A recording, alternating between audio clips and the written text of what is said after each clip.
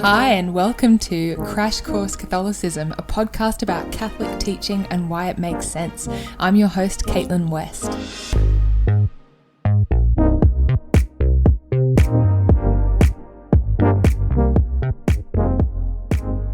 Hey friends, welcome to episode 85. So this episode is going to be a bit of a miscellaneous mixed bag of things, because when I was researching the episode on the Pope, I kept coming across different terms like encyclical and synod and dogma and doctrine. And I was thinking, okay, it might actually be a good idea to define some of these common Catholic terms, because sometimes we hear them and even we might have a vague sense of what they mean or how they are used, but it can be useful to kind of have a more exact definition of what they are and what they refer to.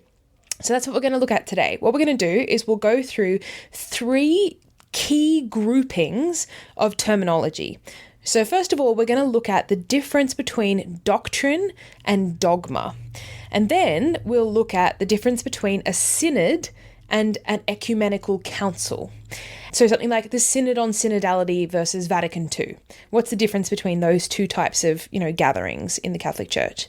And then lastly, we'll look at the different kinds of documents that the Pope might write. So things like encyclicals, apostolic exhortations, and papal bulls, which turns out are extremely cool. And then at the end, we'll have a final little fun fact before we wrap up.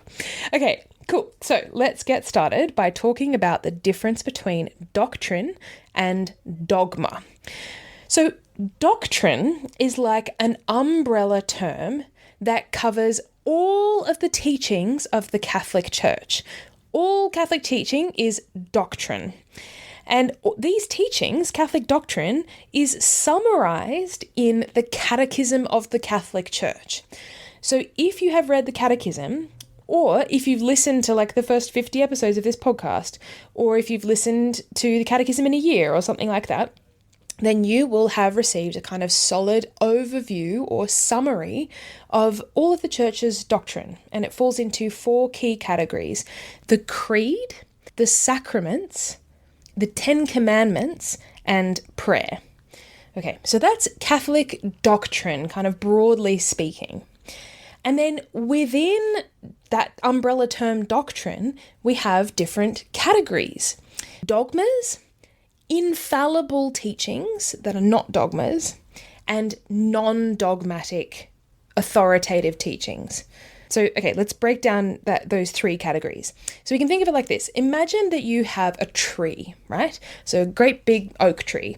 Now, that tree is one cohesive thing. But within the tree, you have different parts.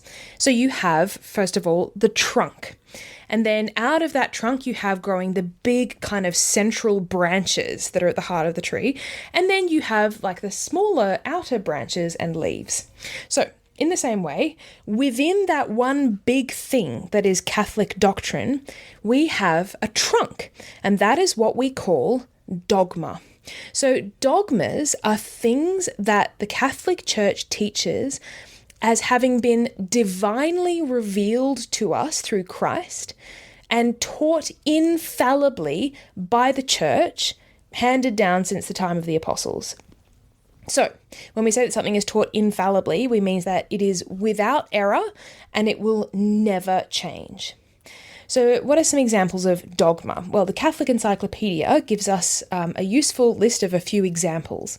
And these include the existence of God, the Trinity, the incarnation, so the fact that God became man in the person of Jesus, the resurrection of Christ, the sacraments, and a future judgment.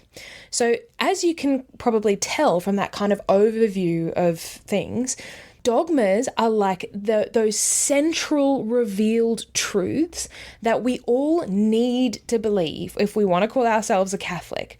So dogmas are things that have been divinely revealed to us and taught infallibly by the Church, handed down from the apostles till now. So that's dogma. And then out of the trunk of that tree, we have those kind of big central branches that grow out of the trunk.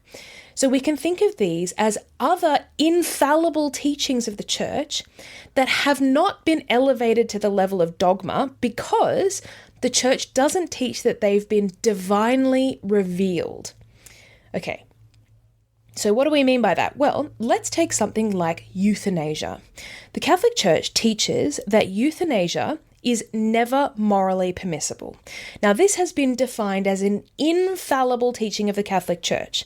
So it is without error and it will never change. It is infallible. However, it hasn't been elevated to the level of dogma because obviously we don't find our Lord explicitly talking about euthanasia per se in the Gospels, right? It's not part of divine revelation directly. However, importantly, when we study the sacred scriptures, when we look at, the commandment in the Old Testament, thou shalt not kill, and we see the way that our Lord reiterates and develops this commandment in the New Testament, it becomes very clear to us that euthanasia goes directly against those truths that Christ has revealed to us. So for that reason, once the topic of euthanasia became something that the Catholic Church had to address, the magisterium, so the bishops of the church, were able to infallibly declare with total certainty that euthanasia is not and will never be morally permissible. So infallible teachings that are not dogma arise directly out of dogma, out of divine revelation. So they are those central branches that directly arise out of the tree. And then further along the tree, we have those outer branches and leaves. So these are teachings that also arise out of revelation and are taught authoritatively by the church, but they haven't been declared infallible. So they are important to our faith. They are official church teaching. However, the church hasn't declared that they are without error and will never change. Now, there are a few reasons why something might not have been declared an infallible church teaching. One might be that perhaps the church's understanding on a particular topic might still be developing. So this has happened throughout church history with concepts like the Trinity or the Immaculate Conception. Like, it took the church a long time to fully understand and kind of unpack what those terms meant or those ideas before an infallible declaration could be made by the magisterium. So the apostles believed these things, but the understanding of how that worked developed and grew over time. Another reason why something might not have been declared infallibly is that perhaps it is a point that is just universally accepted and lived by Catholics, and it's not contentious at all. So there's actually no need for the church to kind of make an infallible declaration about this, like saying you have to believe this if you want to be a Catholic, because people already do believe it. It's not a problem. So we've said this before, that the church tends to only make infallible declarations about things once they're kind of called into question and they actually really need to be clarified. The church needs to take a definitive stance on it. So this was the case, for instance, with the Immaculate Conception. It was something that Christians had always believed, but once it was called into question, then the church needed to clarify it through an infallible declaration. And then another reason why a teaching might not be declared infallible is that it might be something that is dependent on context to some extent, and there might be a kind of legitimate space for freedom. So, for instance, the church's social doctrine teaches that societies should always be run in a way that balances freedom with personal responsibility, and that we need to balance, the common good with individual rights.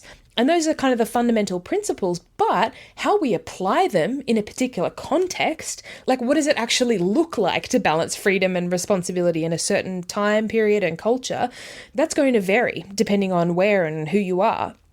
So for that reason, the church isn't going to start making sort of definitive dogmatic statements about, social doctrine, because she is aware of the influence of context.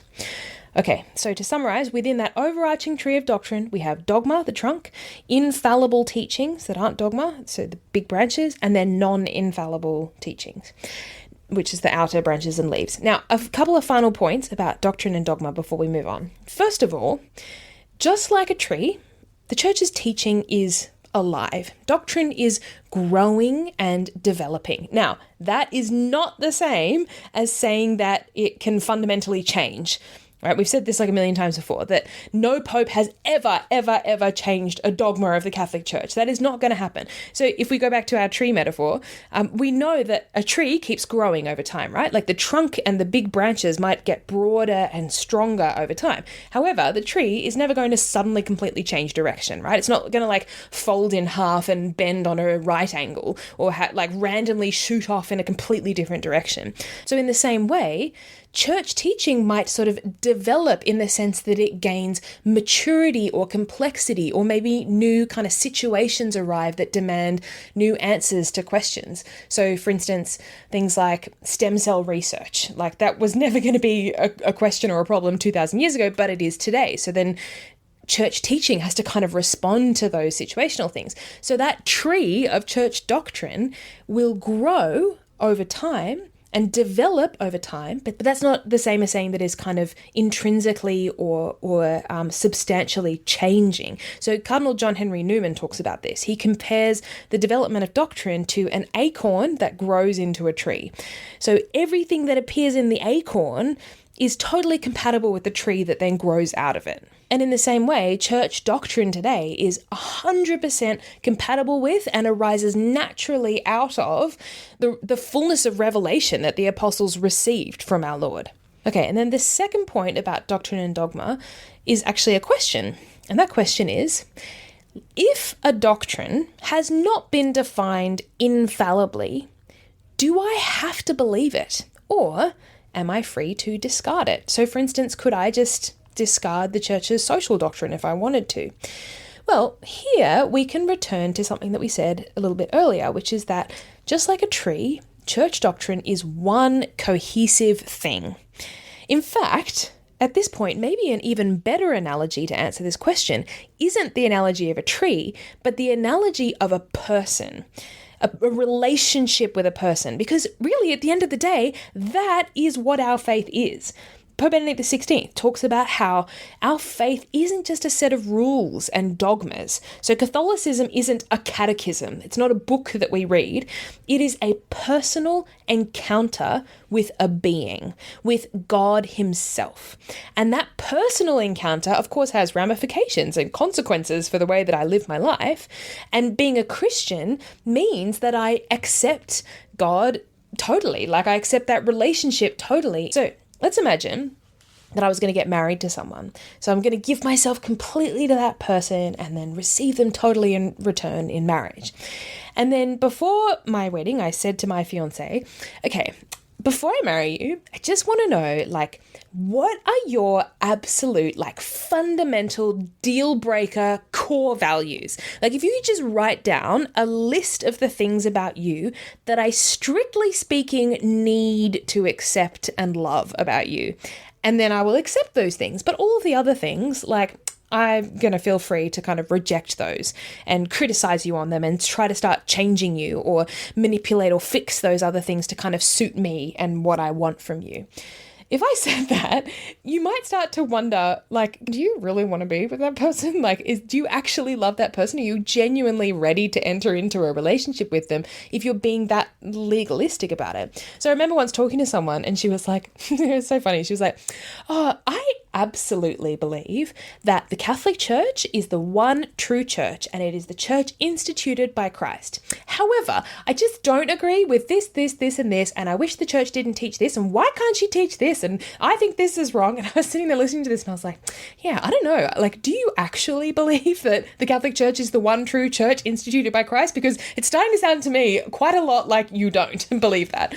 Now, this is not to say that if there's something, you know, in the Catholic faith that doesn't sit right with you, or that you're not sure of, or that you don't quite feel comfortable with, that you should just repress all of those thoughts and just blindly accept it and be like, well, accepting God means accepting the full relationship with him, so I just need to shut up about those things and stop thinking about them and just blindly accept them and force myself to accept everything that the Catholic Church teaches without thinking. No, obviously not. We need to constantly be seeking understanding. And if I don't understand something, then I should be looking for the answers to my questions and seeking seeking truth honestly.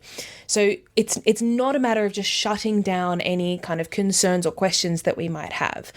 As well as that, as we've said, there are many elements of Catholic teaching where we are super free and there's lots and lots of flexibility in terms of how we live things. There's no expectation that we sort of rigidly just follow a set of rules in order to be a Catholic. On the flip side, however, we don't want to get legalistic with God and start sort of bartering or asking questions about how much can I get away with or disagree with and still be a Catholic. Ultimately, our aim should be to try to reconcile ourselves with and to understand the Church's teachings better, and to approach God with an open heart and say, God, I want to understand the truth. I want to understand. Please help me, Holy Spirit. Okay, so that's doctrine and dogma. Now, the next kind of category of terms that we're going to look at is councils and synods. So what is a synod? What's a church council? And what's an ecumenical council?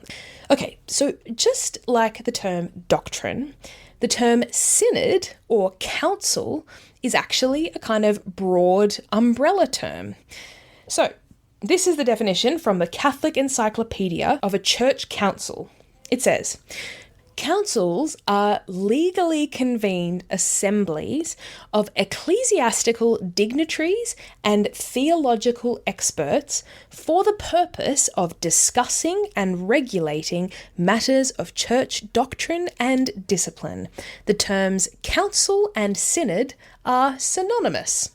Okay, so this is kind of a chunky sentence, so let's break that down.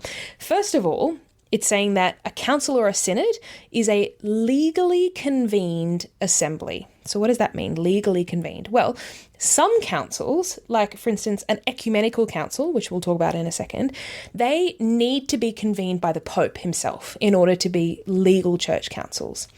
Whereas other smaller synods, so like a regional synod, might be convened by a bishop or by a group of bishops with the approval of the Pope. Or you might even have a diocesan synod, which is convened by the bishop of a specific diocese, and its focus will be on more local issues. But the main point is that whichever kind of size of the synod, it is legally convened, either by the bishops or by the Pope as appropriate. So, for instance, if like a random breakaway group of clergy and lay people got together and said, okay, we're going to hold a synod, or like if a group of bishops held a synod in defiance of the Pope, then that would not be considered a legitimate, legally convened synod. So, a legally convened meeting of ecclesiastical dignitaries and theological experts. So in other words, usually a synod is made up predominantly of bishops. However, priests and religious might also participate if necessary, and there are situations where the church will call on experts, including lay experts, in a particular area of theology, for instance. And the church might also call on lay people to contribute their perspectives as well. So it's not always just bishops. And then finally, the purpose of a synod is to discuss and regulate matters of church doctrine and discipline. So, a synod usually has a particular purpose or an area of focus. So, for instance, we just had the synod on synodality that just finished. Or in 2014, we had the synod on the family. Or in 2018, we had the synod on young people, the faith, and vocational discernment. So usually a synod is convened because there is a specific area that of like Catholic life or church teaching that the Pope or the bishops of a region believe needs particular attention at that time. And then the point of these gatherings is to think about, okay, how can we apply church teaching in this particular circumstance? So it's not about sort of radically changing church teaching. So we've just talked about how like the tree isn't going to suddenly bend on a right angle. We're not about to try to twist the tree into a different shape or start lopping off its major branches or anything like that.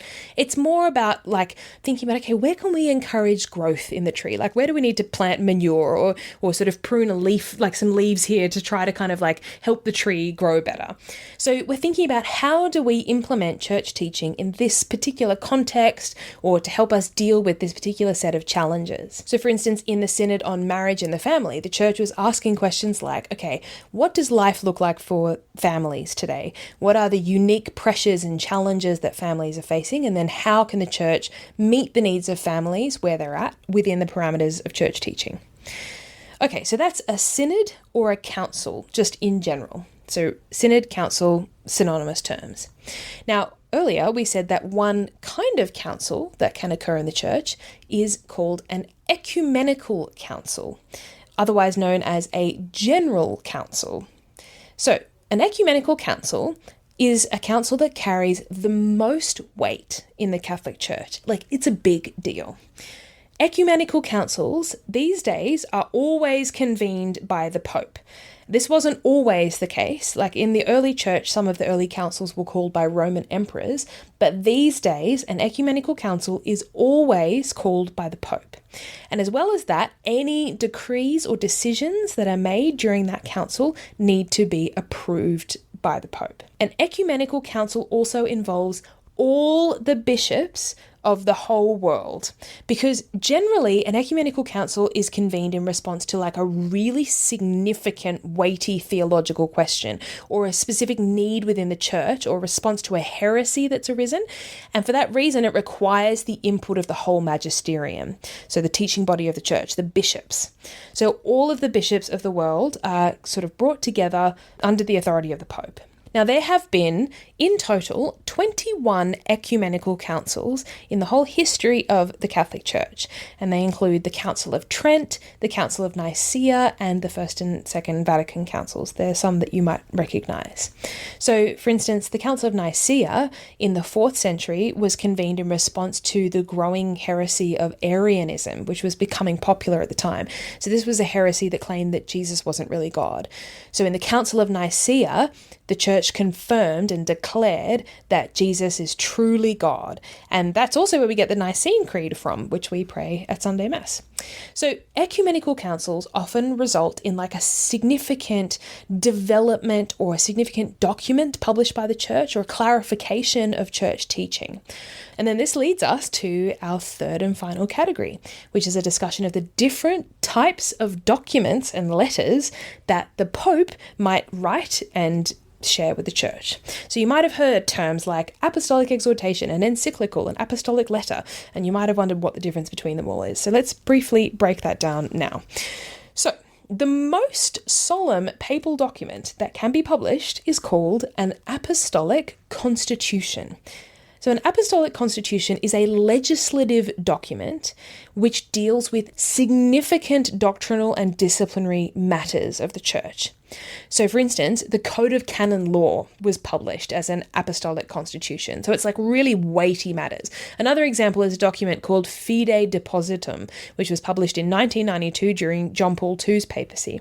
So basically, the story of this document was that in 1985, during a synod of bishops, it was decided that the Church needed a kind of comprehensive reference book that summarized all of Catholic doctrine.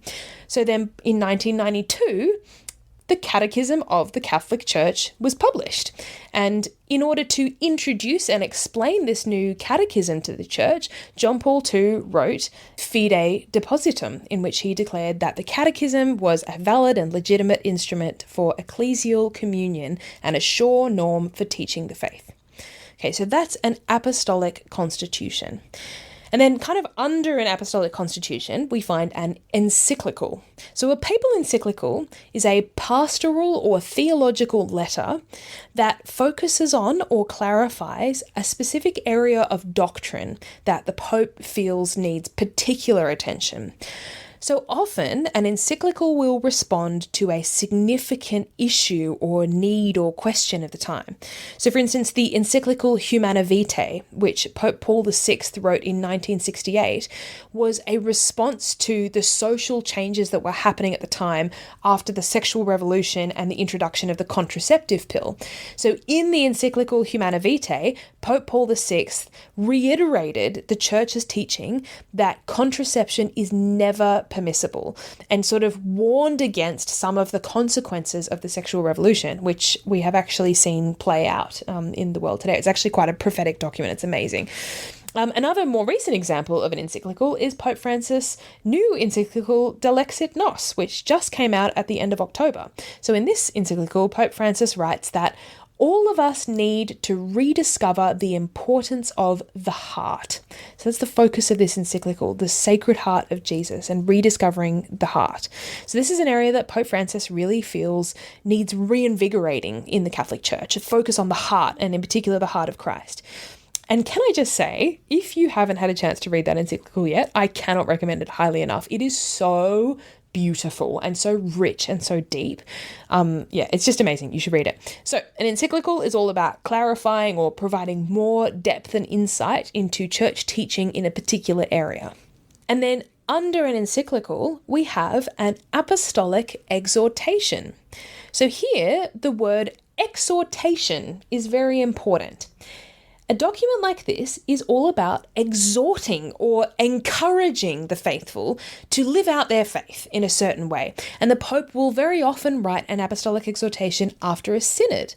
So for instance, after the Synod on the Family, Pope Francis wrote the apostolic exhortation Amoris Laetitia, where he encouraged people to live out the joy of marriage and family. So apostolic exhortations don't have the same kind of level of solemnity, the same weight of an encyclical. However, they are obviously very important documents, and they, tend to act as a kind of guide to the church for living the faith in certain areas. So those three kinds of documents are generally aimed at the whole church: apostolic constitution, encyclical, apostolic exhortation. And then we have an apostolic letter. Now, an apostolic letter is different in that, unlike these other kinds of documents, it's generally written specifically to a certain individual or group of people or institution. So rather than addressing the letter to the whole church, the Pope writes a letter to a specific group of people within the church. And again, an apostolic letter doesn't have the same weight as an encyclical, but it still tends to address important matters in the church. And then we have two other final forms of document. We have a motu proprio and a papal bull. So a motu proprio is a Latin term that means on his own initiative. So a motu proprio is basically what it says on the packet. It's a document that is issued by the Pope himself on his own initiative. So it's not written on behalf of all the bishops. It's not written in response to a synod or anything like that. It's just an independent initiative of the Pope. Now, generally, motu proprios are used to deal with specific administrative or disciplinary matters in the church. So one recent example is a 2015 motu proprio, which was issued by Pope Francis, that reformed and simplified the process of annulment in the church. Another example is the 2013 motu proprio called Fiducia, in which Pope Francis established a financial watchdog for the Vatican and increased the kind of transparency of financial operations within the Vatican. And then lastly, we have a papal bull. I've saved it till last because it's really fun. So it's basically a super formal kind of extra way of making a significant announcement in the church. So papal bulls are often used for declaring something. So they might be used to declare someone a saint, or they can be used to declare a dogma. So for instance, in the year 1854, Pope Pius IX defined the dogma of the Immaculate Conception, so the fact that Mary was conceived without sin, using a papal bull. And these are really cool documents because they are always written on parchment and then sealed with a lead or wax seal that is known as a bulla, and that's where it gets its name from. So these documents are really formal decrees. So those are the different kinds of papal documents: apostolic constitution, encyclical, apostolic exhortation, apostolic letter, motu proprio, and papal bull. Easy, so easy. I'm sure you'll remember all of those in 5 minutes. Okay, now before we wrap up, let's just go over one quick small fun fact about terminology. So, question: what is the difference between the Vatican and the Holy See? are they the same thing? Is it the same, like, is it two different terms to describe the same thing? Or are they two different things? Well, the answer is they are two different things. So often the term Vatican is used in kind of popular discourse or popular media. So you might read, for instance, that, the Vatican has published a particular document, or the Vatican has made a statement about something. But actually, technically, the Vatican refers solely to a geographical place, i.e. Vatican City. And in fact, the correct term for the central government of the church is the Holy See. So, by way of analogy, it's kind of like in Australia, for instance, we have a federal government, and our federal government is located in Canberra, which is a city in Australia.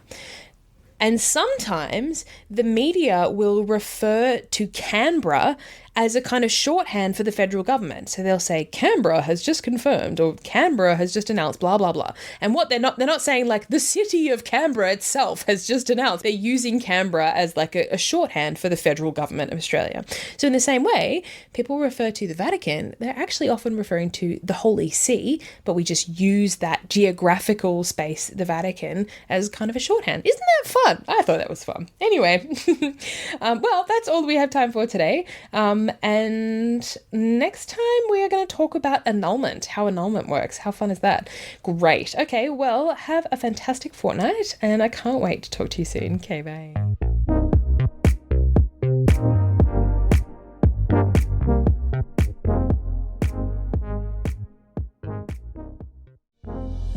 Hey friends, thanks for listening to this episode. If you are enjoying the podcast and you would like to see it continue and reach many more people, then I invite you to consider becoming a supporter on Patreon. There's a link to Patreon in the show notes of this episode. There are many running costs associated with running a podcast, and I rely 100% on the generosity of patrons. Thank you so much to those who already support the podcast. And most importantly, please continue to pray for me and for all of those who are listening.